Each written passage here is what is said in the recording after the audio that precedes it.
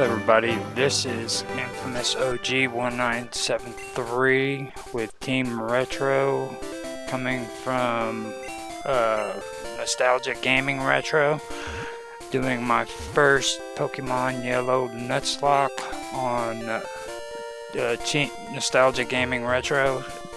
Like I said, my name is Infamous OG 1973, that's my gaming name. I usually go by Infamous. You can find me on YouTube, Discord, Minds.com, and Gilded. I just started that account. If you guys want to find me on those platforms, I have a channel called Gaming with Infamous on YouTube and Discord. I also have a channel on Minds.com that goes by my real name. That's Roger Hansen, which I also have a channel or server, whatever they call it, on Discord that goes by my real name too. Nostalgia Gaming Retro is also on YouTube and Discord. If you guys want to check those channels out, go for it. I'm telling you, you won't regret it. We have a lot of good competitions. Everybody has fun, challenges, stuff like this, like a Nuzlocke. So check it out. Now, with all that aside, I want to start with the point system, like I've done on pretty much every video I've made for this. This point system is set up by Nostalgia Gaming Retro. It's a little bit different than what a lot of them are. So I'm going to go through and point out some of them. First of all, you get 151 points starting off. 151 Nuzlocke points. Battle with your rival, that's the professor's grandson, only costs you a 1 point loss if you lose. That's called the sympathy rule, and it's the only place in the game that has that sympathy rule. So if you lose that first battle, you only lose one Nuzlocke point. Now, if you don't name your Pokemon, for each Pokemon that you don't name, you lose 5 Nuzlocke points. If you revive a Pokemon, that'll cost you 25 Nuzlocke points each. And that the same goes for not naming it. It's 5 points each time that you don't name a Pokemon.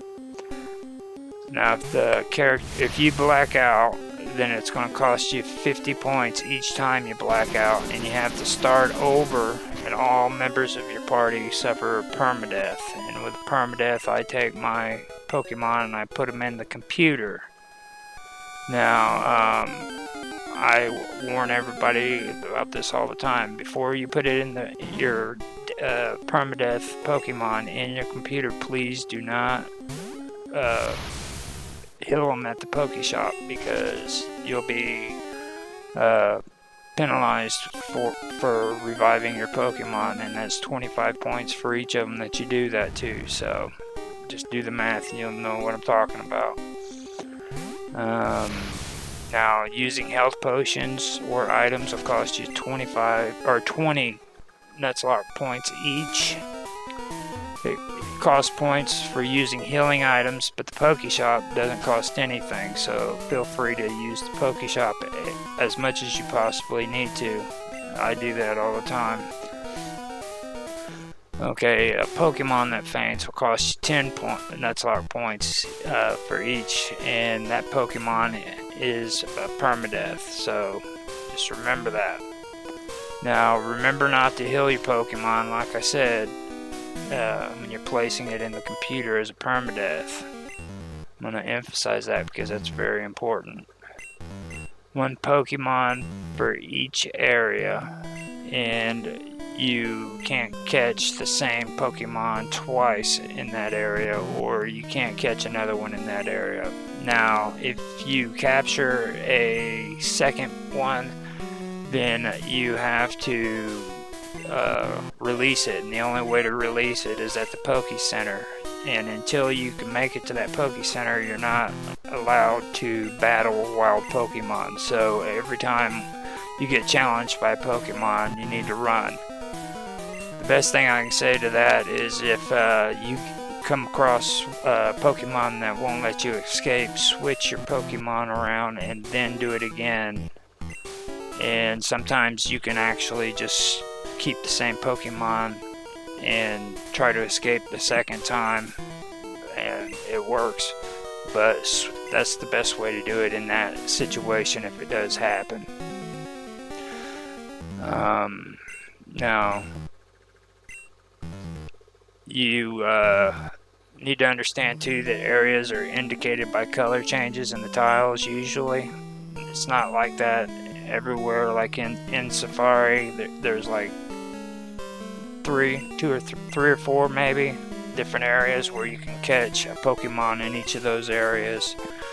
So it doesn't apply everywhere, but most of the time it's by the change in the color tiles. Now I use Gambit, which is Game Boy. Game Boy is colored, and I know that some people use the black and white version, which isn't Game Boy. My suggestion to those people is get on the internet, check YouTube out, and figure out which colors each tiles are, where they begin and where they end and stuff like that, because that's important. My nephew said that he used to go by the music and everything, and it's like I said in my last video, I don't know much about that. I don't really try to pay attention to the music. That stuff is hypnotizing and it just drives me nuts, so it does something to the mind. I think it's a brainwashing technique. That's why everybody's playing Pokemon in freaking parking lots and stuff. Okay. Now, gift Pokemon. If you capture Pokemon in an area and there's a gift Pokemon, you can take that one too. Gift Pokemons don't affect anything to do with capturing them. So, like if you're capturing a Pokemon and you know where a gift one is, go for it. They're free, so you can have them. With all that said, what I can tell you is, build a team. Make sure that you do your research first. Go in, research the area, the Pokemon that you want to start that you want to get when you're doing your Nuzlocke, because this isn't a game where you want to just go in and pick any and all Pokemon from the get-go and just go from there.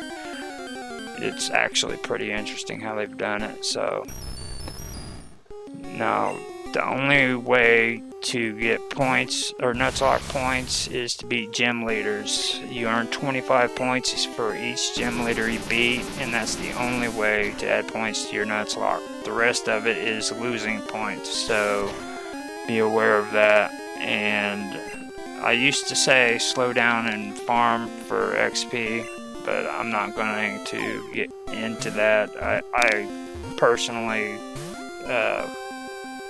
did a test run to find out if that was actually true, and just fighting trainers was actually giving me just as much XP as if I ran around and farmed. So I mean, that's your choice on if you want to do that or not. So that pretty much covers the rules when it comes to doing this Nuzlocke. So with that, I'll just go ahead and get started on this one. Now this is the episode where things start getting interesting. I end up making it all the way around the map, and I get back to where I started, and I go to the last gym, which isn't in the video, but I'll explain it to you. I get there and I still can't get in. The gym's locked. And the reason for that was because there was a city that I had completely forgotten about. And I also found something out since I was in Safari with the gold teeth and all of that. But I learned about the water. Now, I also learned about this area right here too. I believe this is the power station, and I went in here and I did a power station. On my last episode, I said it was that penguin that I was talking about, and it's actually that little bird in the caves that I said don't mess around with him, just run. That dude is strong as heck. It's the little bird. Now, you can try to go for that thing, but I'm gonna tell you right now, that's a strong freaking Pokemon. And at the end of this power station, I'm going to run into him again. So if you guys want to take notes on where that is, then it's in that cave system after you get Surf, and then it's right here in the power station. If you want to take him, I didn't even contend with it this time. I tried to for a second the last time, and I can tell you right now, I didn't even compete. Kadabra was up to like 48, and that bird was just tearing me up. But now Kadabra's at 52. I have 96 Nuzlocke points, which I'm really surprised. When I was actually going through this, I thought maybe I was like at below 40 points. I thought that I was really on the edge there. I didn't know I had this much. I usually let Nostalgia do the points. He does the point systems. I play the game, he scores it. Here lately, he's been getting all frustrated about that, though. He doesn't like doing it. I just personally don't feel that it's right for a person to score himself by doing a game like this. You know what I mean? I think somebody else should be doing it. And I understand. I've finally figured out that other people do the same thing. They score themselves after they play. But, I mean, it's just weird. For me, it is. But anyhow, I got 96 Nuzlocke points, and that's been verified by Nostalgia Gaming Retro. I have Kadabra out, Dinobot, Lactose, Bubblegum, Lightbulb, and Poopy Face.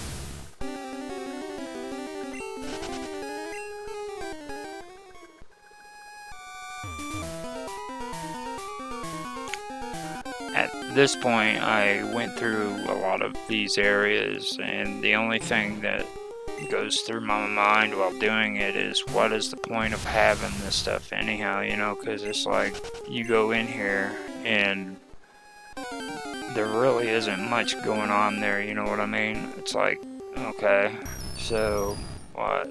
I get to capture a bird, you know?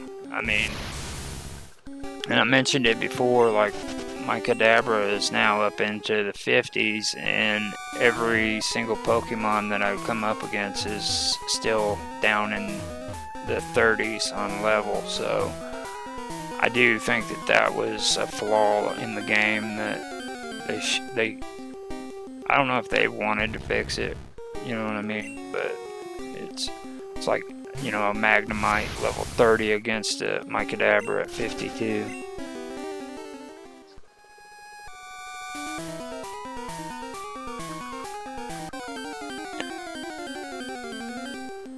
By this point too, I'm getting repels like you wouldn't believe, because I'm sick of, or I was sick of all of these monsters popping up, or Pokemon popping up, just left and right, left and right. There's another one too. I believe I've ran out of repels too at this point, so.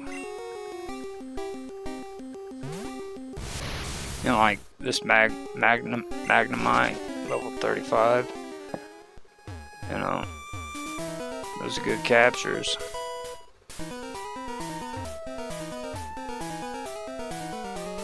If that's what I wanted for my team, you know, which I believe I ended up finally just getting one, because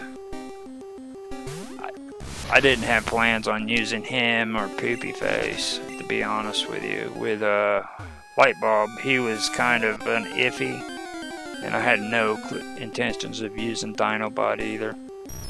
Bubblegum, I didn't even want water creatures, to be honest with you, but I had to use Bubblegum for Surf. Matter of fact, I mean, out of every one of them that I've got on my team right now, I had no intentions of getting any of them. Oh, and another thing I want to mention too, you can get 2 different Pokemon, but they have to be in a different area. Okay? You can't get them in the same area. It's just you can't capture 2 Pokemon in the same area, period. I had to go and check all that stuff out with Nostalgia beforehand. I still haven't gotten through the Academy, so I'm gonna have to go over the rules with the Academy and get that straight, and then finish it up. I've already done 1 try, and I'm not gonna say anything because I don't want it to be a spoiler for when that episode comes out. But I can tell you that I messed up.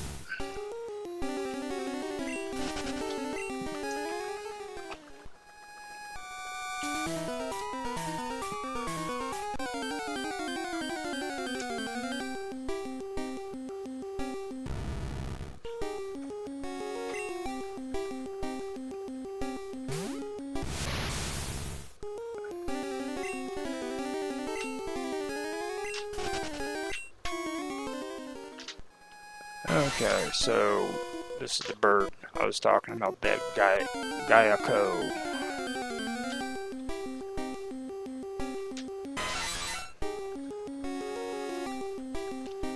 Zapdos.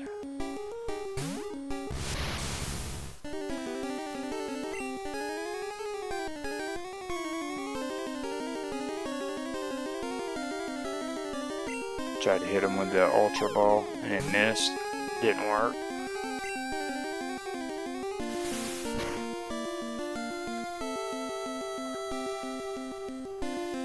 It's just time to go.